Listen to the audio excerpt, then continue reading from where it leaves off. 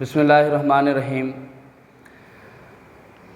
8th class science का आज unit number 2 का लास्ट लेक्चर डिलीवर हो रहा है। आज का जो हमारा टॉपिक है वो है इनहेरिटेबल कैरेक्टर्स और नॉन इनहेरिटेबल कैरेक्टर्स। जो कैरेक्टर्स पेरेंट्स से ऑफस्प्रिंग में मुंतकिल होते हैं, जो खसूसियात माँ बाप से बच्चों में मुंतकिल होती है, उसमें दो किस्म की खसूसियात हैं। एक है इनहेरिटेबल कैरेक्टर और एक है नॉन इनहेरिटेबल कैरेक्टर। कुछ खसूसियात ऐसी होती हैं जो माँ बाप से बच्चों के अंदर मुंतकिल हो जाती हैं और कुछ खसूसियात ऐसी होती हैं जो बच्चों से माँ बाप में मुंतकिल नहीं होती। अब ऐसी खसूसियत जो बच्चों से माँ बाप में मुंतकिल हो जाए उसको हम कहेंगे इनहेरिटेबल कैरेक्टर, और वो खसूसियात जो बच्चों से माँ बाप में मुंतकिल नहीं होती that are called non inheritable character. इसकी हम एक एग्जांपल लेते हैं कि कुछ खसूसियात जैसे कि हेयर कलर है, आइज़ के कलर हैं, अटैच या डिटैच्ड ईयर लोब्स हैं, हाइट है, इंटेलिजेंस है और स्किन कलर है। ये वो खसूसियात हैं जो बच्चों से माँ बाप के अंदर मुंतकिल हो जाती हैं। और कुछ खसूसियत ऐसी हैं जो माँ बाप के अंदर हैं लेकिन वो बच्चों के अंदर ट्रांसफ़र नहीं होती। फॉर एग्ज़ाम्पल, अगर एक एक्सीडेंट में एक फादर का या जो पेरेंट्स में जो मेल है, एक एक्सीडेंट में उसका हाथ कट जाता है, एक फिंगर कट जाती है, एक टांग कट जाती है, या इवन कि एक आंख डिस्ट्रॉय हो जाती है या एक कान डिस्ट्रॉय हो जाता है, तो अब हालांकि पेरेंट्स में यानी कि मेल जो पेरेंट है आप देखेंगे कि उसका हाथ नहीं है, लेकिन उससे जो डेवलप होने वाले जो ऑफस्प्रिंग होंगे ऐसा नहीं होगा कि उनके भी हाथ ना हो। क्योंकि ये जो खसूसियत है जो कैरेक्टर को ट्रांसफ़र करती है इज़ कंट्रोल्ड बाय जीन्स। ये जीन्स कंट्रोल करते हैं और हाथ का कट जाना, टांग का कट जाना, आँखों का डिस्ट्रॉय हो जाना या फिर एनी डिजीज़, किसी किस्म की कोई बीमारी या किसी बीमारी की वजह से इंसान में होने वाली किसी किस्म की कोई कमज़ोरी, वो नेक्स्ट जनरेशन में डेवलप नहीं होती क्योंकि ये खसूसियत जीन्स की नहीं है बल्कि एक एक्सीडेंटल जो है ना ये केस है। तो इसी डेफिनेशन है इनहेरिटेबल कैरेक्टर, दोज कैरेक्टर्स वो खसूसियात विच आर ट्रांसमिटेड जो मुंतकिल हो जाती है फ्राम वन जनरेशन यानी कि पेरेंट्स टू ऑफस्प्रिंग, माँ बाप से बच्चों के अंदर मुंतकिल हो जाती है, आर कॉल्ड इनहेरिटेबल कैरेक्टर, उनको इनहेरिटेबल कैरेक्टर कहते हैं। और these characters are controlled by genes, इनको जीन्स के पेयर कंट्रोल करते हैं। For example eye colour, skin colour, hair colour, free are attached ear lobes, height और intelligence. The next question will be find define non inheritable character. तो non inheritable character those characters वो खसूसियात which are not transferred जो मुंतकिल नहीं होती from parents to their offspring, माँ बाप से बच्चों में मुंतकिल नहीं होती। क्यों? Because those are not developed by genes, क्योंकि वो जीन्स से डेवलप नहीं होते, are called non inheritable character. क्योंकि अब ये देखें कि एक पेरेंट है, उसके सर में दर्द है। अब ये एक ऐसी बीमारी है जो जीन्स की वजह से नहीं है, तो अब ऐसा नहीं होगा कि सर में दर्द अगर के पेरेंट में मेल या फीमेल के रहते हैं तो उनके जो ऑफस्प्रिंग होंगे उनके अंदर अमूमन ही सर में दर्द रहेगा। क्योंकि सर का दर्द एक ऐसी बीमारी है जो कि जीन्स की वजह से ट्रांसफ़र नहीं होती। लेकिन कुछ बीमारियां ऐसी भी हैं जो जेनेटिक्स होती हैं, हेमोफीलिया है, थैलासेमिया है, ये बीमारी ऐसी हैं जो जीन्स के साथ ट्रांसफ़र होती हैं। तो ये अगर बाप को या दादा में या दादी में या माँ में या नाना या नानी में जो क्लोज रिलेशन है अगर उनमें अगर थैलासेमिया की बीमारी है तो that are controlled by genes, may be it can be transferred into the next generation. ये नेक्स्ट जनरेशन के अंदर भी अपीयर हो सकती है।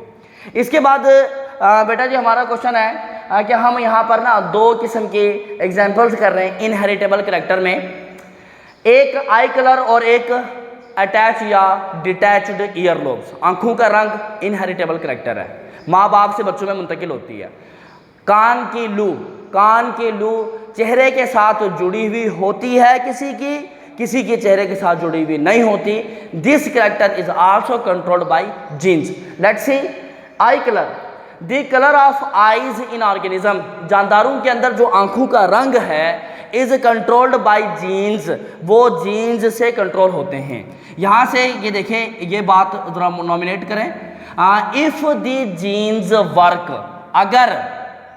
अगर आंखों की खसूसियत के ट्रांसफ़र होते वक्त जीन्स वहाँ पर अपनी मौजूदगी का इजहार रखें, जीन्स वहाँ पर काम करें, एंड प्रोड्यूस मोर पिगमेंट्स, और रंग को बहुत ज़्यादा प्रोड्यूस करें, तो दी आइज आर ब्लैक, तो आंखें क्या हो जाएंगी, भूरी हो जाएंगी, काली हो जाएंगी।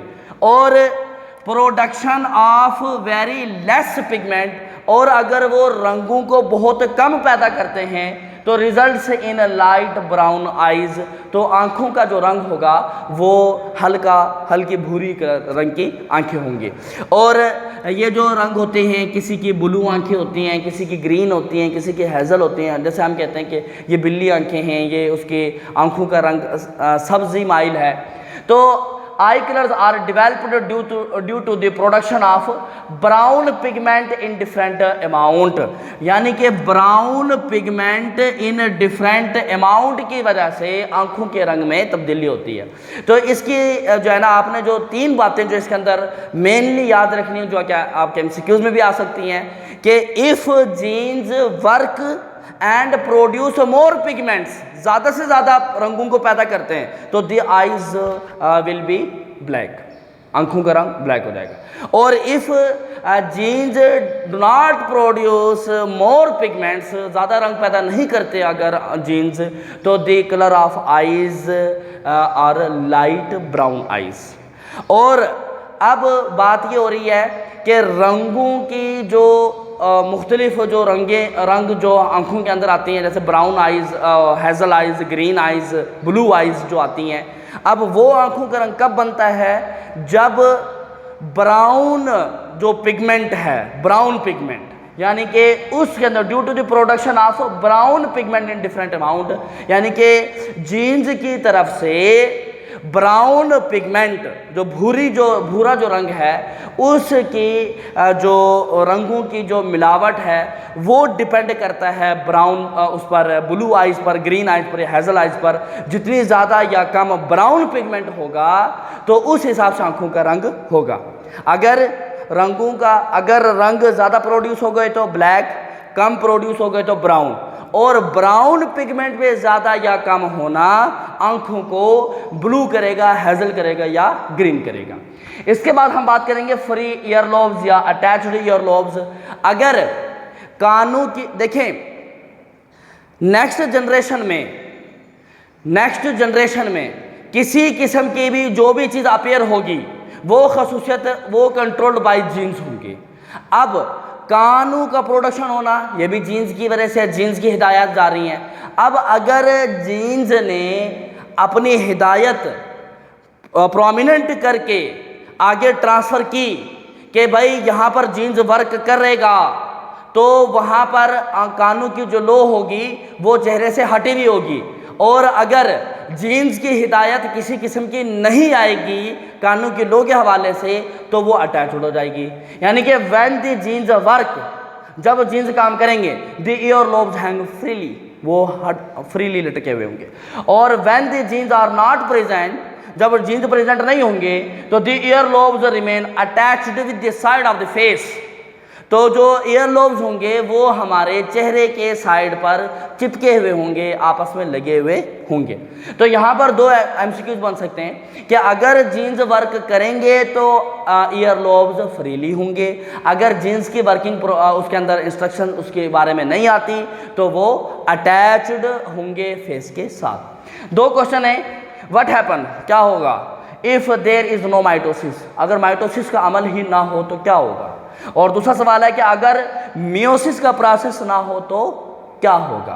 तो माइटोसिस का प्रोसेस आप जानते हैं कि जर्नल बॉडी सेल के अंदर होते हैं, क्रोमोसोम्स की तादाद पेरेंट्स के मुकाबले के अंदर बराबर होती है, और जो ग्रोथ के अंदर यानी कि वहाँ पर इसके प्रोसेस के अंदर होता है, ग्रोथ के अंदर माइटोसिस का प्रोसेस होता है।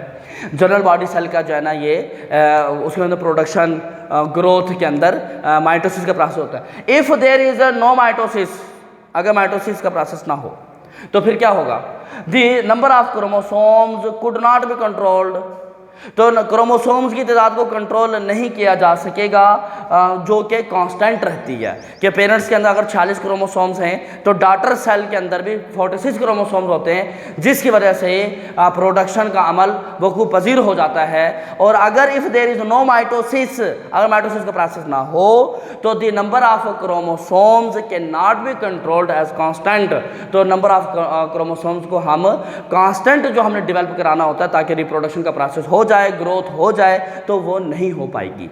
और अगर मियोसिस का प्रोसेस नहीं होता, if there is no meiosis, आप जानते हैं कि मियोसिस का प्रोसेस हमारे गैमेट्स में होते हैं, स्पर्म या एग में होते हैं, और मियोसिस का प्रोसेस हैप्लॉइड होता है जिसके अंदर क्रोमोसोम्स की तादाद हाफ होती है as compare to the parents.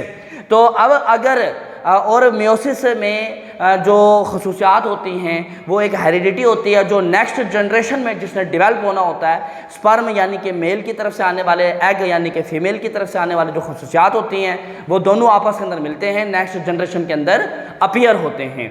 तो अब अगर मियोसिस का प्रोसेस नहीं होगा तो फिर क्या होगा, if there is no meiosis the generation of hereditary character, तो वो जो जनरेशन है जो हेरिडिटरी करैक्टर की वजह से, हेरिडिटरी करैक्टर जिसके अंदर जानी होती है कि नॉट बी कंट्रोल्ड, वो कंट्रोल्ड नहीं हो पाएगी आफ्टर जनरेशन के अंदर, नेक्स्ट जनरेशन के अंदर जो खसूसियात होती हैं कि किस खसूसियत ने जाना है, किसने नहीं जाना, कि माँ की तरफ से कितनी जाएगी, बाप की तरफ से कितनी जाएगी, तो मियोसिस के ना होने से वो जो खसूसियात हैं hereditary character in the next generation that can not be controlled.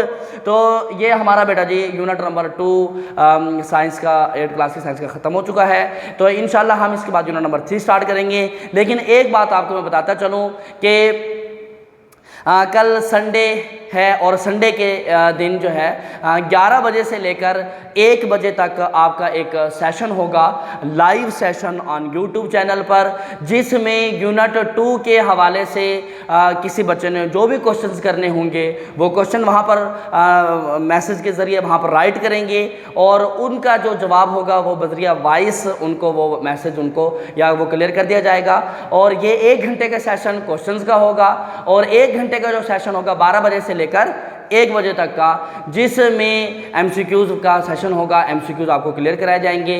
Wish you best of luck. Thank you बेटा जी।